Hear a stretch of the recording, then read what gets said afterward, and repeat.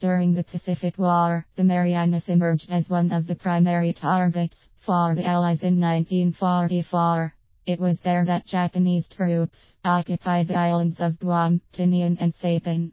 During the Marianas Campaign, they would become the next battlefields, with hundreds of thousands of Japanese and U.S. troops sent to the Marianas in June, July, and August.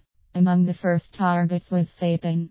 At Saipan there was already a Japanese airfield, and so it was good position for Allied airfields that could provide air support for further operations in the Pacific and expand the range of U.S. bombing missions. As such, the USA sent approximately 70,000 Marines to take Saipan and defeat the 30,000 Japanese troops stationed there.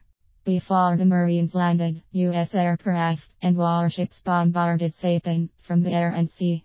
U.S. aircraft targeted Japanese aircraft on the ground. They wiped out hundreds of Japanese planes. However, the naval bombardment was not so effective as the battleships were some way away from their targets. Consequently, most of the Japanese gun emplacements remained largely intact. The U.S. Navy was also busy. During the Battle of the Philippine Sea, Japan sent a fleet of aircraft carriers to Saipan to defeat Task Force 58 and halt the Allied advance in the Marianas. In actual fact, U.S. F-6F aircraft dominated the battle as they wiped out hundreds of Japanese planes on the ground and in the air. The loss of Japanese aircraft carriers during the battle ensured the withdrawal of the IJN fleet. After the bombardment, the ground campaign began in earnest. Thousands of U.S. troops landed along Saipan's beaches, along with supporting amphibious tanks. U.S. aircraft also bombed Japanese positions on the ground.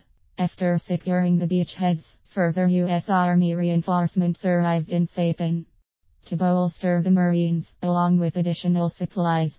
The Marines had a few targets at Saipan. Among them was Mount Ipopale, that was soon taken.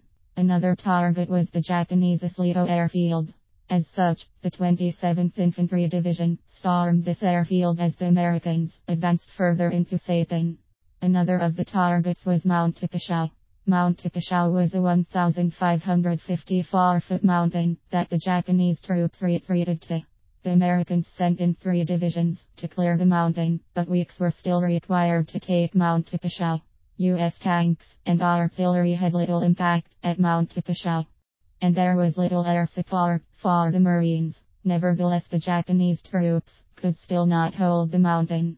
After the fall of Mount Tipashau, the Battle of Saipan gradually came to a close. The Americans advanced further northwards and wiped out the remaining Japanese troops. The battle was effectively over when they reached the northern end of Saipan. The Allies had won D-Day in the Pacific War. The fall of Saipan was the first victory in the Marianas and left the door open for further advances at Guam and Tinian. With Japan's empire crumbling, Tojo resigned after the battle. However, despite this, Japan did not surrender, and the Pacific War continued into 1945.